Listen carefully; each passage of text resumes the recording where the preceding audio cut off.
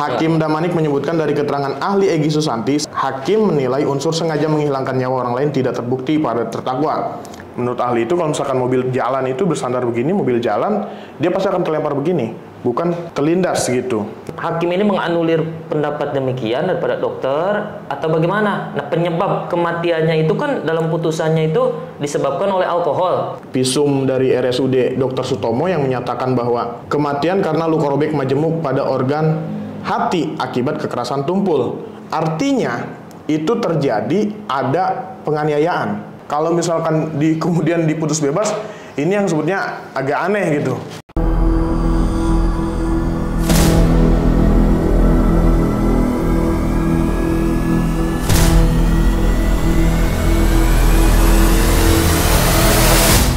Assalamualaikum warahmatullahi wabarakatuh. Halo pengacara, kumaha damang? Semoga dalam keadaan sehat walafiat semuanya ya. Hari ini kita berjumpa kembali dengan salah satu narasumber daripada Halo Pengacara, yaitu yang tidak asing lagi. Kita sapa terlebih dahulu, Advokat Hudjatul Baihaqi, sarjana hukum. Apa kabar? Baik, alhamdulillah. Baik, alhamdulillah ya. Hari ini tentunya publik kembali ya digemparkan dengan salah satu putusan daripada salah seorang terdakwa yang bernama Ronald Tanur ya. Nah, Ronald Tanur. Jadi Ronald Tanur ini sama beberapa memantik ya beberapa politisi, beberapa netizen, bahkan di Pengadilan Negeri Surabaya sendiri banyaknya karangan-karangan bunga seperti matinya keadilan, bahkan intinya putusan tersebut kontroversial, di mana dalam perkara tersebut ini adalah perkara berkenaan dengan penganiayaan dan pembunuhan, yang dimana terdakwanya dalam putusan tersebut dijelaskan bahwa terhadap terdakwa itu bebas, nah, demi hukum, kira-kira seperti itu. Nah, untuk mengulasnya lebih lanjut, nah, mangga kita diskusi lebih lanjut dengan saudara Hudjatul Baihaqi. Nah, bagaimana pandangan atau daripada saudara Hudjatul Baihaqi ini terhadap putusan Pengadilan Negeri Surabaya ini? Silahkan. Berkenaan dengan kronologinya dulu barangkali biar sobat Halo Pengacara ini mengetahui. Ya, sebetulnya menarik ya, ini kan perbincangan tentang bebasnya atau dibebaskannya seorang terdakwa dalam kasus meninggalnya seorang perempuan ya. Nah, ini menarik, dalam perkara pidana memang sangat jarang sekali hakim itu memutus seorang terdakwa bebas. Kalau lepas mungkin agak lebih banyak. Ini kalau bebas berarti kan dianggap tidak bersalah atau tidak terbukti atas tuduhan yang didakwakan. Dalam perkara ini kan ada beberapa pasal ya yang didakwakan kepada si terdakwa ini, si Ronald ini ya. Yang pertama pasal 338 tentang sengaja melakukan pembunuhan, kemudian yang kedua itu pasal 351 ayat 3 tentang penganiayaan yang mengakibatkan kematian seseorang. Kemudian pasal 359 tentang lalainya seseorang sehingga mengakibatkan matinya orang lain. Kemudian 351 ayat 1 tentang penganiayaan. Nah, ini menarik sebetulnya karena dalam dakwaannya si jaksa penuntut umum ini menuntut atau menuduhkan bahwa dalam kronologi peristiwa ini si terdakwa dianggap melakukan penganiayaan, atau kemudian dalam peristiwa yang disebutkan dalam dakwaan itu ada seseorang yang mati, yaitu Dini Sera Afriantia. Kita mungkin patut mengucapkan bela sungkawa ya terhadap keluarga Dini dengan dibebaskannya terdakwa ini dalam perkara ini. Mungkin rasa keadilan ini agak sedikit menggelitik dalam hal ini. Gitu, Kang Dwi. Oh, seperti itu ya. Jadi atas Itu berapa tuntutan yang dikenakan oleh jaksa itu berapa tahun dan dakwaan yang mana? Itu kan kalau kita baca ya beberapa di putusannya tersebut, kita baca putusan tersebut itu kan bukan putusannya, tuntutannya tersebut ya, tuntutannya tersebut jaksa menuntut 12 tahun. 12 tahun penjara. Nah, lantas dengan dibebaskannya ini terus bagaimana ini, apakah tidak mencederai rasa keadilan bagi masyarakat atau bagaimana? Nah, ini yang sebetulnya harus kita kaji lebih dalam ya tentang pertimbangan hakim ini. Karena hakim dalam pertimbangannya yang bisa kita baca dalam media media berita ini, karena kita belum bisa juga akses putusan secara utuh ya.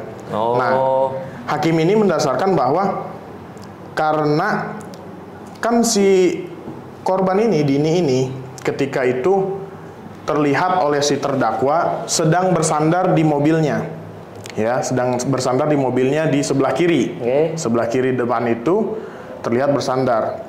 Ketika itu si terdakwa bertanya, tapi tidak mendapatkan jawaban karena kesal, ya. Ini dalam dakwaan itu ceritanya ini seorang pasangan ya.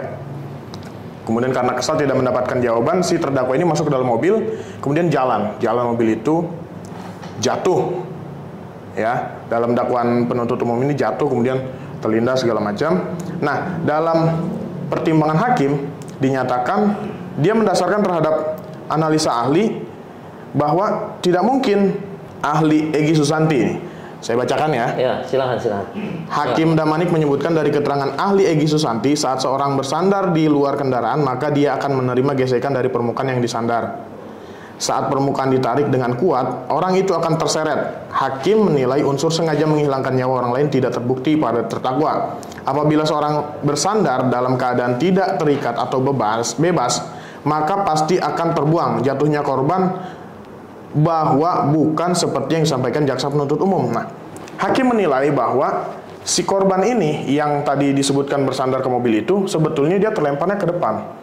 Karena kalau misalkan kita ilustrasikan ya, kita bayangkan dari cerita hakim dan kemudian jaksa ini bersandar, kemudian menurut ahli itu kalau misalkan mobil jalan itu bersandar begini, mobil jalan, dia pasti akan terlempar begini, bukan terlindas gitu. Nah, itulah yang kemudian didasarkan oleh hakim tidak terbukti adanya penganiayaan atau kesengajaan yang dilakukan oleh terdakwa ini. Ya, lalu bagaimana dengan suatu peristiwa sebelum kalau kan tadi dijelaskan bahwa terseret waktu terlentang menyender kepada mobil tersebut, tapi kan sebelumnya ada peristiwa terlebih dahulu tuh yang mana terdakwa itu berdasarkan dakwaan jaksa ya.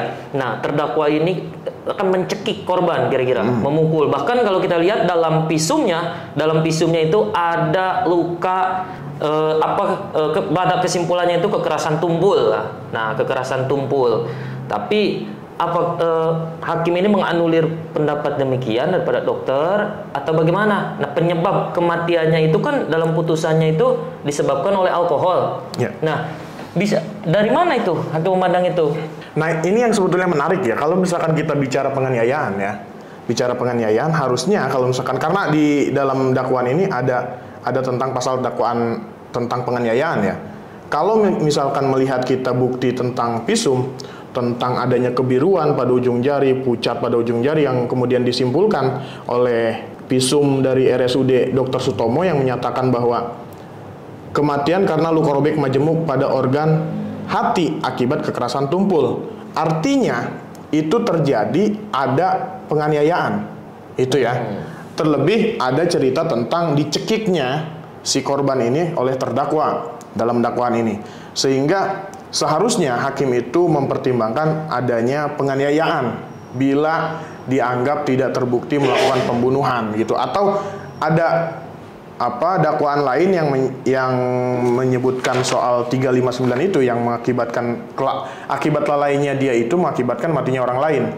Dalam peristiwa fakta persidangan yang bisa kita baca, ada peristiwa di mana si terdakwa ini membawa korban ke apartemen.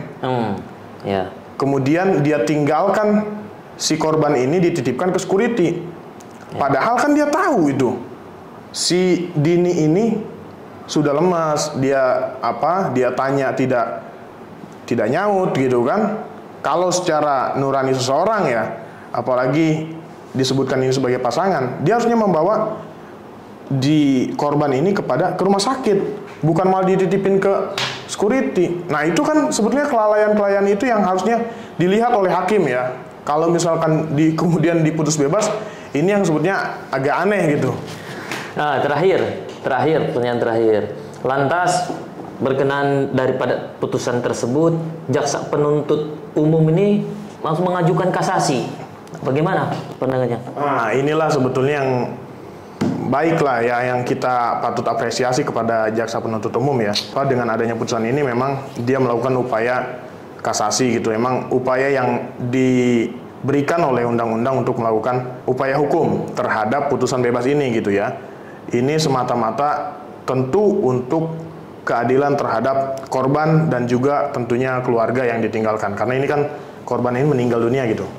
Oh, jadi seperti itu ya.